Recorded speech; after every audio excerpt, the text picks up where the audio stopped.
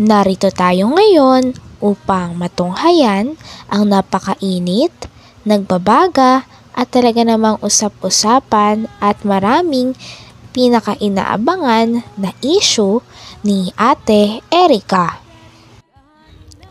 Tinanong nga ni Kalingap Val Santos Matubang ang mama ni Ate Erica kung ano daw ba ang gusto nitong mangyari dahil sa mga sinasabi nito ay medyo lagpas na sa mga linya. Sabi naman ng mama ni Ate Erica ay ang gusto niya lang daw ay patahimikin ang kanyang mga anak at huwag nang i-vlog ang mga bagay na hindi naman sila involved. Kaya sana wag na rin daw silang interviewin ni Kalingap Val. Ay, alam mo Kuya Val, sobra po.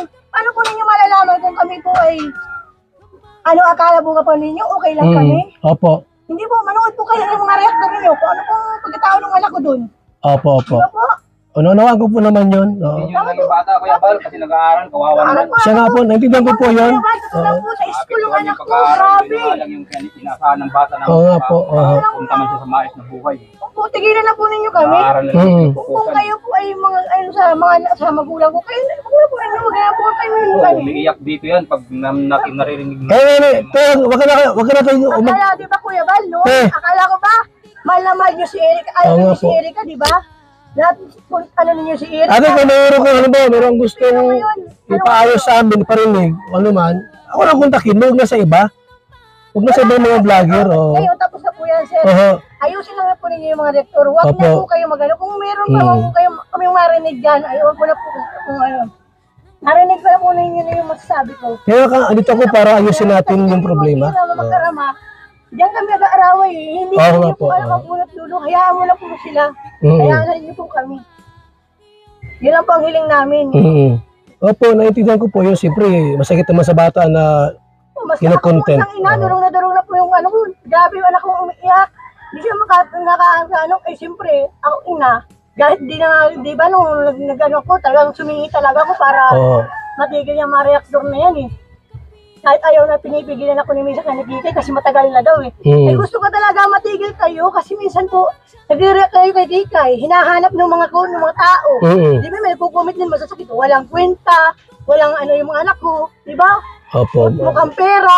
Anong perang binigay ninyo sa anak ko? Di ba? 31, 33 vlog. May hiningi ba po kami sa inyo? Wala po kami hiningi sa inyo, di ba? Ang gusto lang po na nahingi, kung may nagtao sa amin nagtulong, wala na po yun. Hindi na po namin kayo iniintindi. Wala na po kami. Kami po ay nagpapasalamat sa inyo at natulungan niyo si Erica. Opo. Kami yun na lang po ang pinakaano namin sa inyo. Maraming salamat po. So ate, ito lang, kung sakali meron kang mga gustong iparating sa amin, sama ng loob, huwag ka nang kumuntak sa ibang vlogger po kasi lalong lumala ang issue. O sir, Ano po? hindi po kasi yun sa sobrang kulang pong inis talaga kasi parang siyempre nakapanood ko yan si Kuya ano na yan. Sa pag-uusap nga ni Kalingap Val ay nalaman niya na ang tanging gusto daw talaga ni Gemma na mama ni Ate Erica ay maayos ang kanilang problema. Ngunit gusto niya na maayos ito sa pamamagitan ng sila-sila lamang ng mga pamilya. Ayaw niya na daw talaga na gawin ito in public kaya pinapakiusapan niya nga si Kalingap Val na wag na nga mag-vlog tungkol kay Ate Erica dahil gusto din nila ng peace of mind at ayaw na nila na mas lumala pa ang gulo na nangyayari.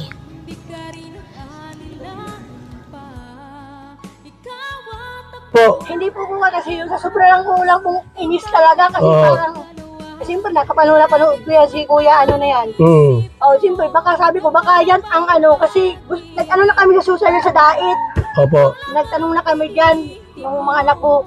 Pero ang sabi sa amin, pati kapatid ko makukulong. Ang unang makukulong dyan yung kapatid kong babae. Kasi siya ang gumagawa ng way kasi para ma-reaktoran, di ba? Pati kung sino man lang nagbalbawalang oras sa mga anak ko, yun di maladamay. Pero inano namin kasi ayaw namin ng gulo. Pero kung tutulungan kami na may matulong sa amin sa Maynila, diretso namin. O yun ang gusto kong sabihin, isampulan kung sino man ang gusto sampulan. Siyempre, una magulang mo, makukulong din yan. Ay, totoo lang po. po. Gusto mo makulong sila? Ay, kung gusto lang po nila. Kung sila po talaga nila gusto na Walang away. gustong Ito, ate, last bag. Ate, Kuya Bal, huwag na po opo. kayo. Ate, okay natin may ibag natin para alam ng bawat isa. Wala kaming gustong makulong. Ang gusto namin, ayusin namin ang sarili namin. Yan, yung maganda roon. Ayusin natin yung problema. Napapasama Kuya Bal, kung kuya, huwag na Ate. mag-video. Ate, okay na ate yan para alam natin. Halika. Ayaw mo makipagbati sa magulang mo? Ay, sila ang nag-umpisang nagalit sa amin, hindi kami. Babay kang tao. Oo nga po. Sila nagsusutan namin at isa sa iba. Ayun lang. Ayun lang sasabi ko. Pero may chance pa na pwede magpag-ayos. Wag muna. Kayo po ang bahala na po kayo. Kung gusto ko nyo tulungan sila, tulungan nyo. Pero kung wag na ninyo itatama yung anak ko. Sige po. Kung natatambil kami at wag na ninyo mahanapin ang anak ko kung sino. Nagbisita ba dyan? Isi ganyan. Tigilan na po ninyo yan. Wala na po kayong alsabi. At kami, kontento na rin kami kung inano niya kami, inakwil kami. Kami mabuhay mag-isa. Ayun lang po. Salamat ha. Kuya. Salamat Ha? din. Salamat din. Sige. At least na kausap namin kayo. Kasi kiniklear ko lang kung talagang totoo yung sinasabi niya ay mahirap ng pagka di ko i-clear yan. Ano kuya? Sige, salamat. Okay, salamat ha. Sige, thank you na. So ito mga kalingap, kung gusto na po ni Gina, ay huwag lang i-thumbnail si Erica. Walang problema sa atin. Diba? So, family problem yan eh. Salamat po mga kalingap. Ang pag-uusap nito ni Kalinga Val Santos Matubang at ni Gina ay sa huli, naintindihan din ni Kalinga Val at ni Ate Gina ang isa't isa.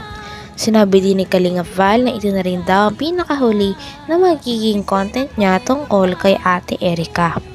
Kaya naman daw sasabihin niya rin ng mga vloggers na nagre-react sa mga video na huwag na rin ituloy at huwag nang gambalain sila Ate Erica at ang kanyang pamilya nang masolve na nila ang mga problema nila sa kanila lamang.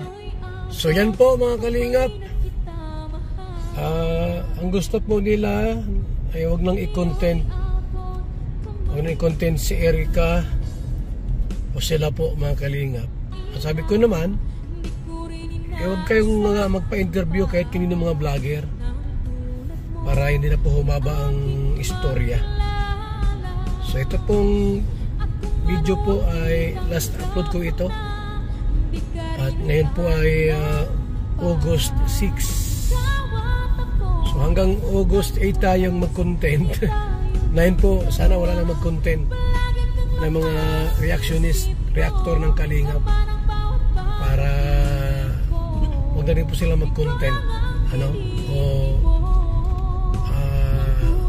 umakyat pa sa mga ibang live streaming para wag na po humaba yung kanilang yung usapin tungkol dito dahil nga naman yung pamilyang away pamilya po ito. Ako po ay ako pinuntahan dyan sila para linawin ko lang yung sinabi niya po na walang binibigay si Kalinga Prab kay Erica. So ang sinabi niya na walang binigay nung umalis. Siyempre umalis, may trabaho, retirement, separation fee. Siyempre wala na umalis na Tsaka may usapin tungkol sa pera, ayun, tungkol sa pabahay. So yan lang po mga kalingap.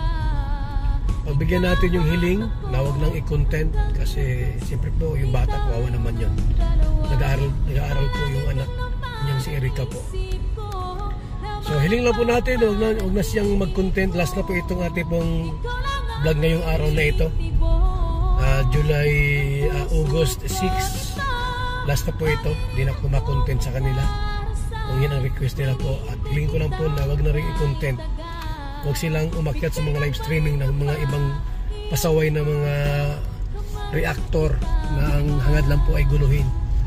Huwag na siya makikiandor. May problema siya, meron siyang problema sa Kalingap. Siya mismo po ang direkta magpag-usap sa akin. Huwag na kung kani-kanino. Maraming salamat po. Hanggang dito na lamang muna ang ating napakainit, nagbabaga, pinakainaabangan at usap-usapan na latest issue ni Ate Erica. Maraming salamat sa inyong panonood. Hanggang sa muli. Bye!